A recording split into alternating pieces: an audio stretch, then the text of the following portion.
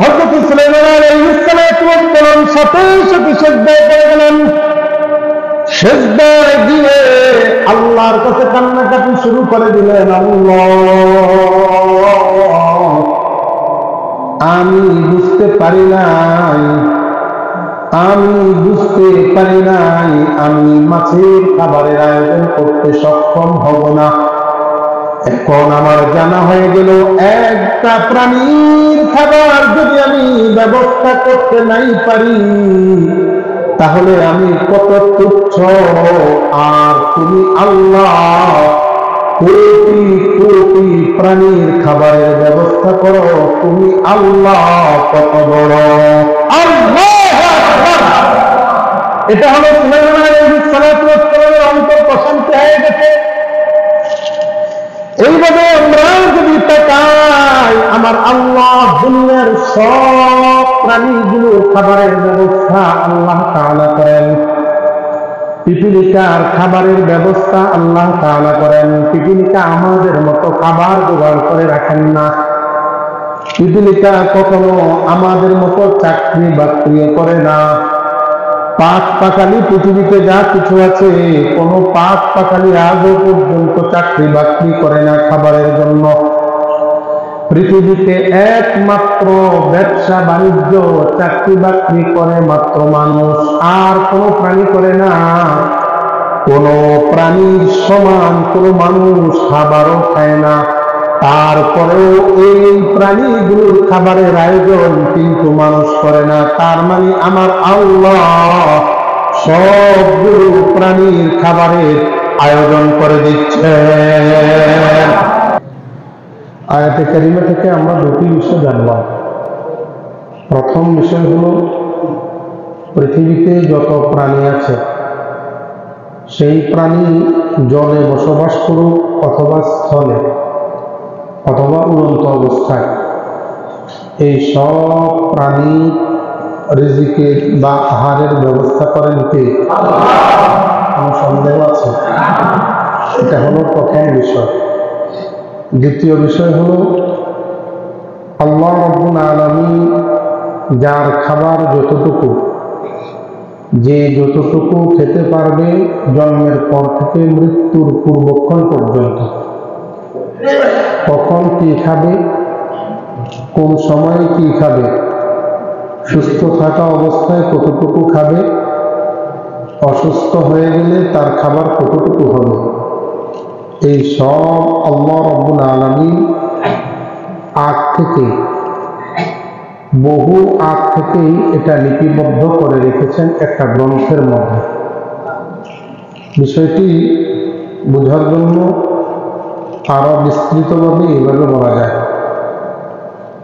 হযরত রাসূল আকরাম সাল্লাল্লাহু আলাইহি ওয়াসাল্লামের একজন বিশিষ্ট সাহাবী আব্দুল্লাহ ইবনে আব্বাস রাদিয়াল্লাহু তাআলা, তিনি বর্ণনা করেন, মুস্তাদরাকুল হাকিম কিতাব, এই কিতাবের মধ্যে হাদিসটি বর্ণিত হয়েছে। তিনি বলছেন, রাসূলুল্লাহ সাল্লাল্লাহু আলাইহি ওয়াসাল্লাম ইরশাদ করেছেন, আউয়ালু মা খালাকাল্লাহু আল কলম, সর্বপ্রথম আল্লাহ রাব্বুল আলামিন যে জিনিসটা তৈরি করেছেন সেটা হচ্ছে কলম। সেটা কি?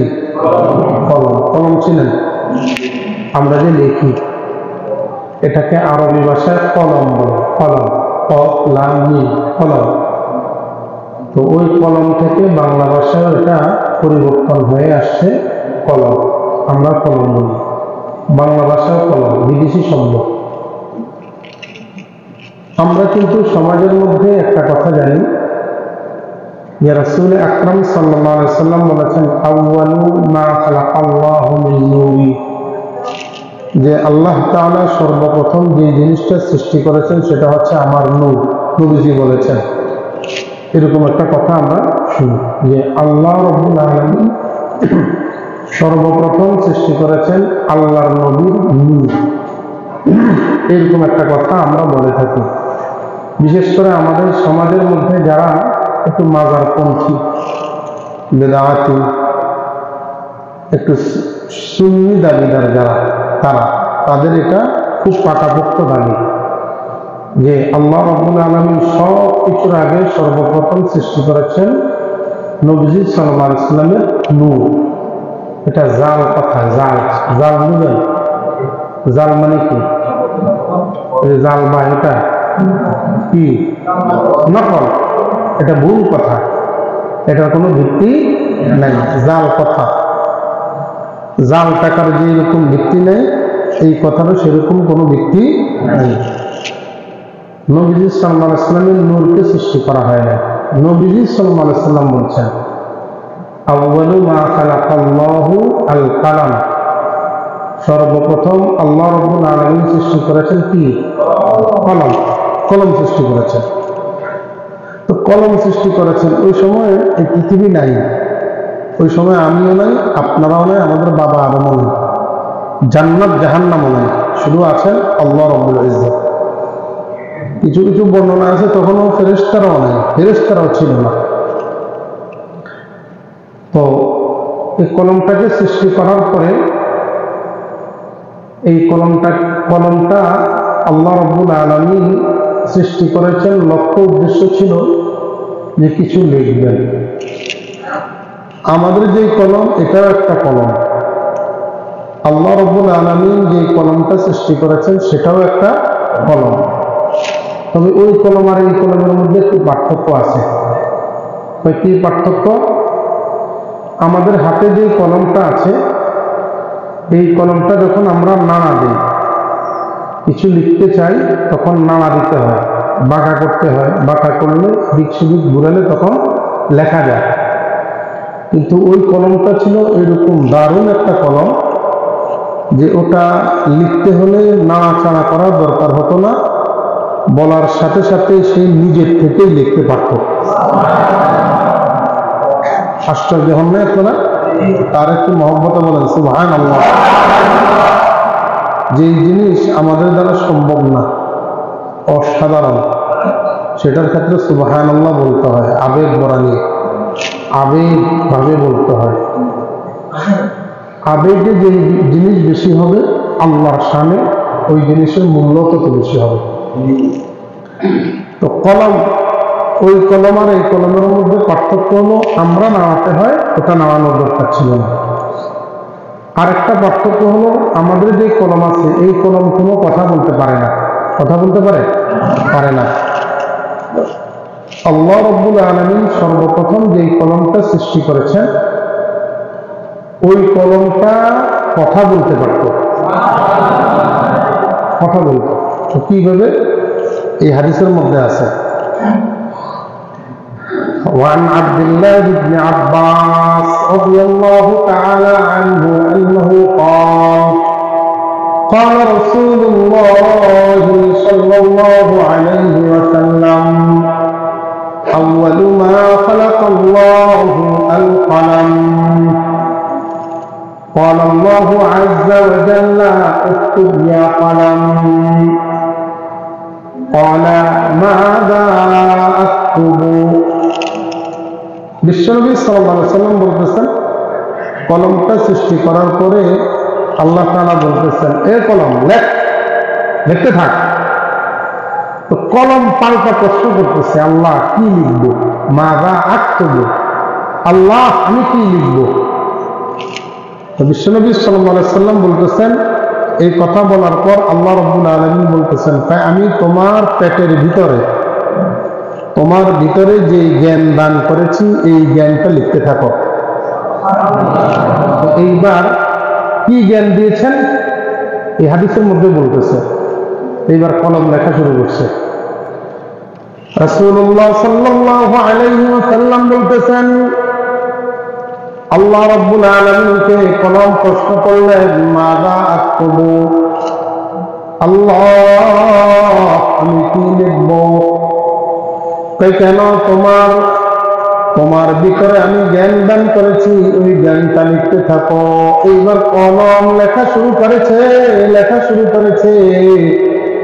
লিখতে লিখতে আল্লাহর পর থেকে কিয়ামত পর্যন্ত যত প্রাণী এসেছে, সব মাখলুকাত, সব প্রাণী ভাগ্যগুলো লিপিবদ্ধ করা শুরু করে দিয়েছে। সব লিখছে, সব একবারে সব যা আছে। আল্লাহর নবী বলতেছেন এমনকি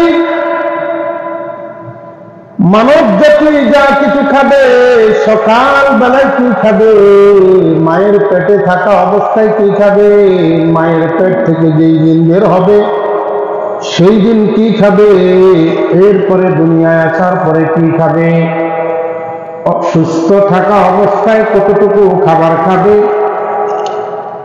অসুস্থ থাকা অবস্থায় কতটুকু খাবার খাবে, মরণের সময় কি খাবে, মরণের পরে জান্নাতে যাবে কি যাবে না, এই একটা লোকের যাবতীয় ভাগ্যগুলো আমার আল্লাহ ওই কলম আল্লাহর ওয়ার্ডার পেয়ে লিপিবদ্ধ করতে লাগলো। লিখতে লিখতে সমস্ত মাখলুকাতের ভাগ্যগুলো লিপিবদ্ধ করেছে।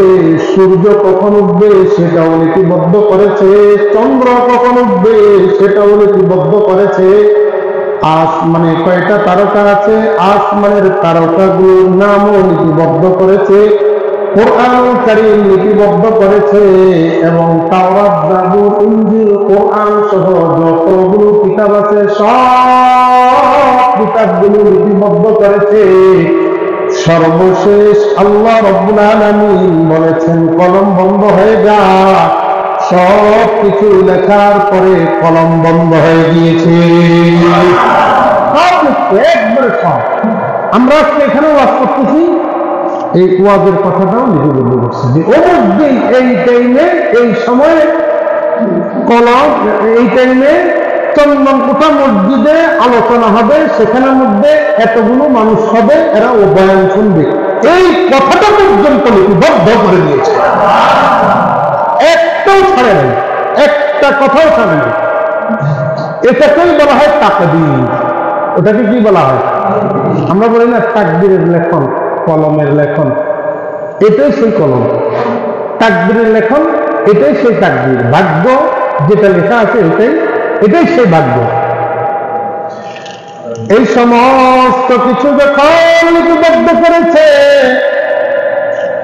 ওই কিতাবের মধ্যে আল্লাহ রাব্বুল আলামিন আল কোরআনুল কারীম লিপিবদ্ধ করেছেন। তাহলে এখন প্রশ্ন হলো ওই কিতাবটা কোথায়? ওই কিতাবটা কোন জায়গায় আছে? সূরা বুরুজের মধ্যে আমার আল্লাহ রাব্বুল আলামিন বলতেছেন বাল হুয়া কুরআনুম মাজিদ ফি লাওহিন মাহফুজ। ওই কিতাবটার নাম আর কিছু না, ওই কিতাবটার নাম হলো লাওহে মাহফুজ। নাম কি? লৌহে মাহফুজ। আমরা বলি না লোহে মাহফুজ। লৌহে মাহফুজ একবারে সপ্তম আসমানের উপরে, সপ্তম আসমানের উপরে এই সব লেখা আছে। এটার মধ্যে একেবারে যাবতীয় সব কিছু লেখা আছে। রাসূলুল্লাহ সাল্লাল্লাহু আলাইহি ওয়াসাল্লাম বলতেছেন কোন দিন সুনামি হবে, কোন দিন স্বাভাবিক থাকবে, কোন দিন ঝড় তুফান হবে, কোন দিন ঝড় তুফান হবে না, কোন দিন বৃষ্টি হবে, কোন দিন বৃষ্টি হবে না, কোন দিন সূর্যগ্রহণ হবে, কোন দিন সূর্যগ্রহণ হবে না, কতদিন সূর্যগ্রহণ থাকবে, কতদিন সূর্যগ্রহণ মুক্ত থাকবে, কতদিন চন্দ্রগ্রহণ হবে, চন্দ্রগ্রহণ থাকবে না। আল্লাহ রাব্বুল আলামিন ওই কিতাবের মধ্যে সব কিছু লিপিবদ্ধ করেছেন এবং সেই কিতাব অনুযায়ী কিয়ামত পর্যন্ত পরিচালিত হবে।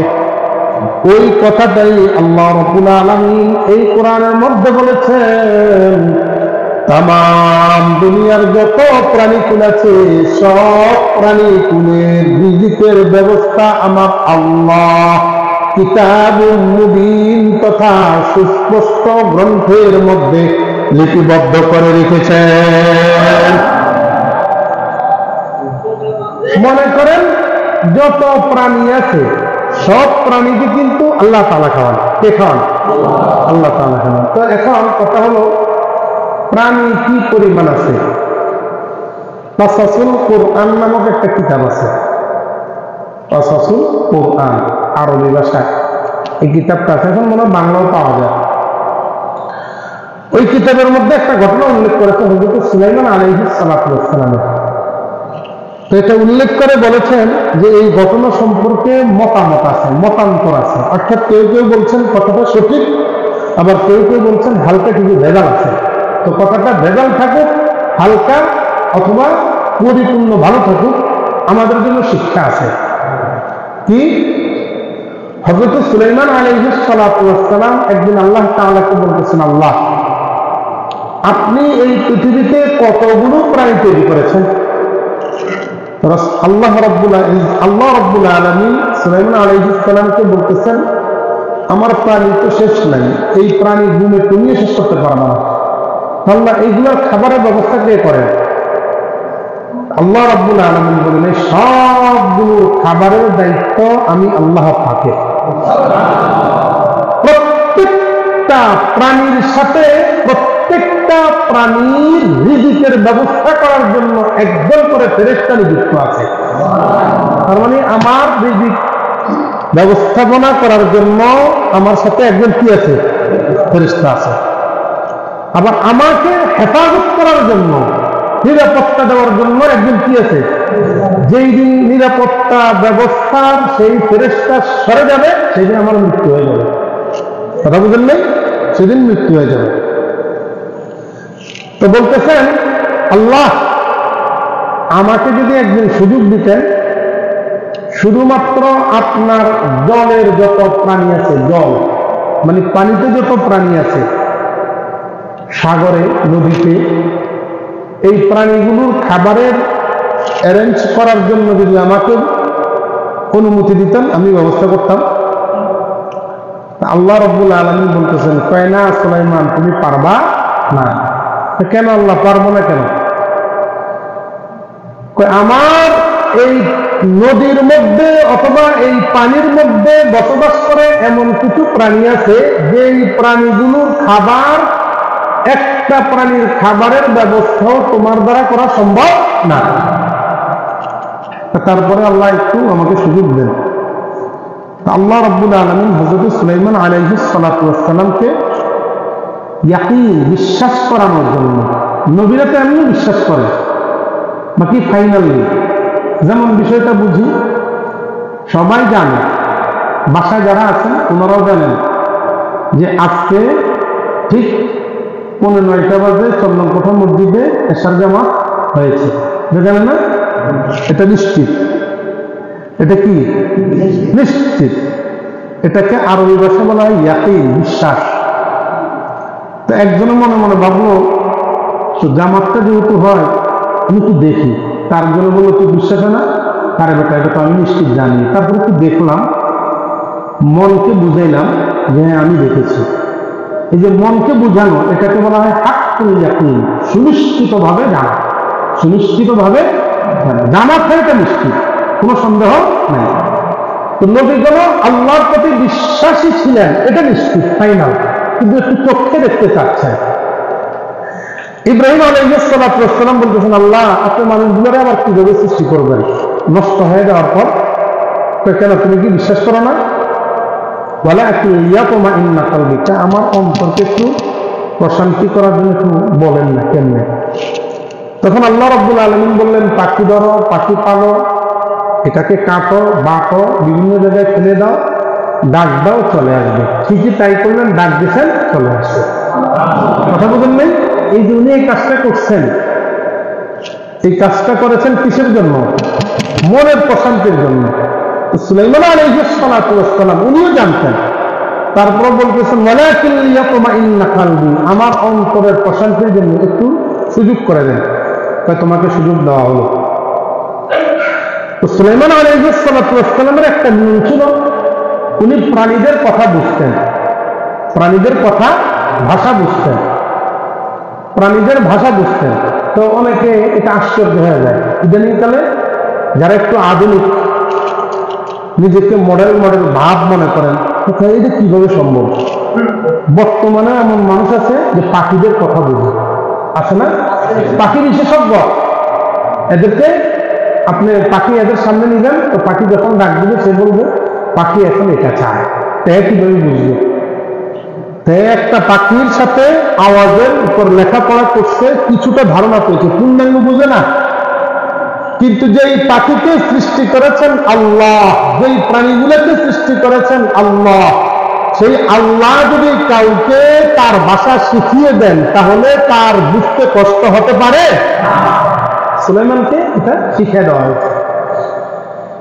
এবার সুলাইমান আলাইহিস সালাতু ওয়াস সালাম সমুদ্রের কাছে গিয়ে মাছগুলোকে ডাক দিলেন, ও মাছেরা, আমি তোমাদের জন্য খাবারের আয়োজন করব। একটা মাছ চিৎকার মাইরা বলতেছে, ও আল্লাহর নবী, সব মাছের খাবার আপনি সব মাছের খাবার আপনি তৈরি করতে সক্ষম হবেন না, শুধুমাত্র একটা সুযোগ দিয়েই আমার খাবারের ব্যবস্থা করেন। কয় তাহলে তুমি কি খাবার খাও? কয় আপনি যে খাবারই দেন সেই খাবারই খাবো, তবে শর্ত হলো পোষা গান্দা দুর্গন্ধযুক্ত কোনো খাবার দেওয়া যাবে না। কয় তুমি টেনশন করো না, তোমার জন্য আমি তো তাজা খাবারের ব্যবস্থা করব। এইবার সুলাইমান আলাইহিস সালাতু ওয়াস সালাম তার আশপাশে যে সমস্ত ব্যক্তিবর্গ আছে তাদের সাথে পরামর্শ করলেন কি খাবার তৈরি করা যায়। সবাই পরামর্শ করলো, আপনি তরতাজা খাবার রাখতে হলে শুকনা খাবারের ব্যবস্থা করতে হবে, যাতে করে খাবারগুলো নষ্ট না হয়ে যায়। এইবার সুলাইমান আলাইহিস সালাতু ওয়াস সালাম শত শত হাজার হাজার বাবুর্চি লাগিয়ে দিয়েছেন খাবার তৈরি করার জন্য। কেউ কেউ বলেছেন সেই সময় হযরত সুলাইমান আলাইহিস সালাতু ওয়াস সালামের জামানায় কমপক্ষে 20,000 বাবুর্চি ওই মাছের খাবার তৈরির দায়িত্ব নিয়েছিল। কয়জন বাবুর্চি? 20,000 বাবুর্চি যদি খাবার তৈরি করে, কয়দিন তৈরি করেছে? একদিন নয়, 2 দিন নয়, 6 মাস পর্যন্ত খাবার তৈরি করেছিল। এবার হিসাব করেন, 20,000 বাবুর্চি যদি 6 মাস রান্না করে ধারাবাহিকভাবে রাঁধতেই থাকে, খাবার প্রস্তুত করতে থাকে, তাহলে অল্প খাবার হবে? হ্যাঁ, অনেক বিশাল খাবার হবে। 6 মাস পর্যন্ত খাবার তৈরি করার পরে এইবার হযরত সুলাইমান আলাইহিস সালাতু ওয়াস সালাম জিবরাইলকে বললেন, জিবরাইল, খাবার তৈরির কাজ শেষ। কয় তাহলে এইবার আর দেরি করবেন না, আপনি একটা মাছকে ডাক দেন, যে মাছটা আপনার সাথে কথা বলেছিল। এইবার সুলাইমান আলাইহিস সালাতু ওয়াস সালাম পানির কাছে গিয়ে মাছকে ডাক দিলেন। মাছ সাথে সাথে কিনারায় চলে আসলো। এইবার সুলাইমান আলাইহিস সালাতু ওয়াস সালাম খাবারগুলো দেওয়ার জন্য বললেন।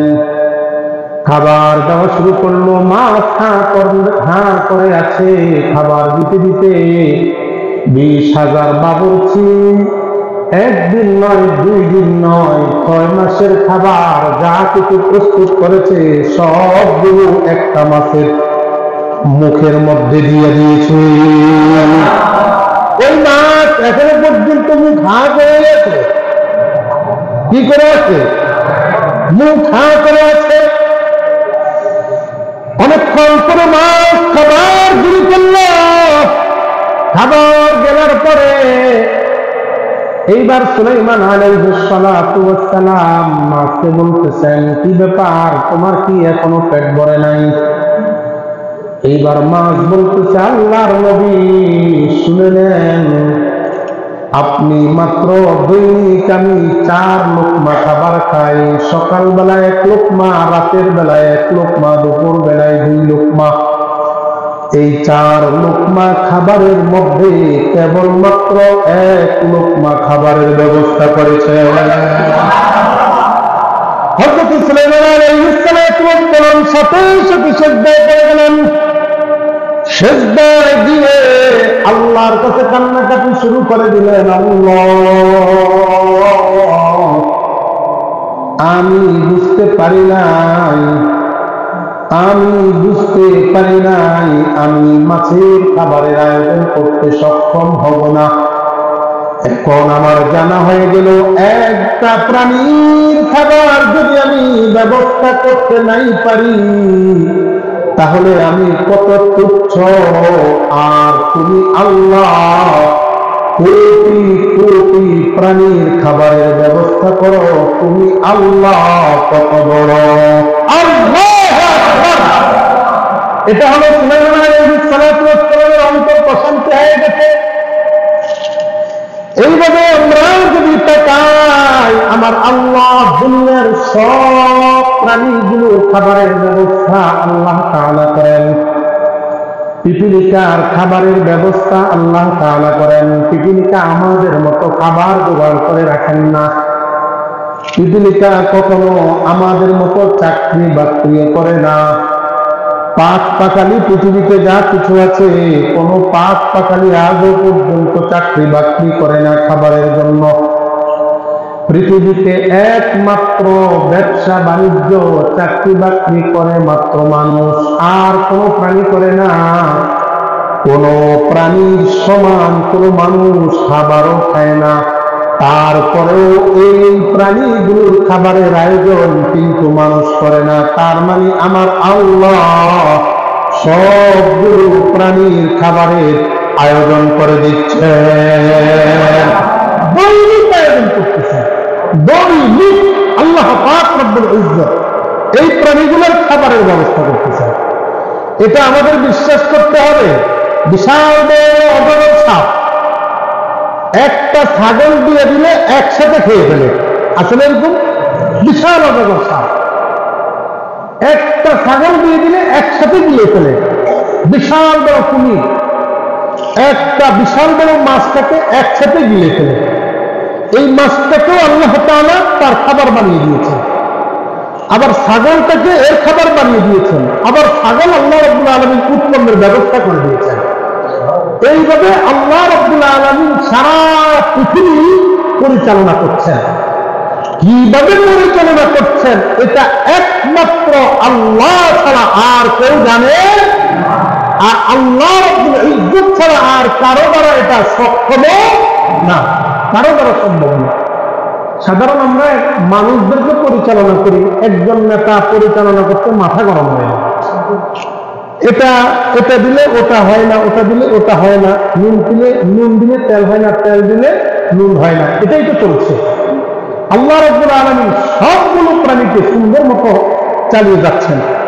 এইগুলোকে যদি সুন্দর মতো না চালাইতেন, বাঘের খাবার যদি বাঘ যথার নিয়মে না পাইতো, তাহলে বাঘ আমাদের মাঝে ঢুকে পড়তো খাবারের জন্য। সিংহের খাবারটা যদি আল্লাহ রাব্বুল আলামিন বনের ভিতরে না দিতেন, তাহলে সিংহ আমাদের মাঝে চলে আসতো খাবারের জন্য। সাপ যদি তার নিজস্ব খাবার জায়গা মতো না পৌঁছত, তাহলে সাপ খাবারের জন্য আমাদের কাছে চলে আসতো।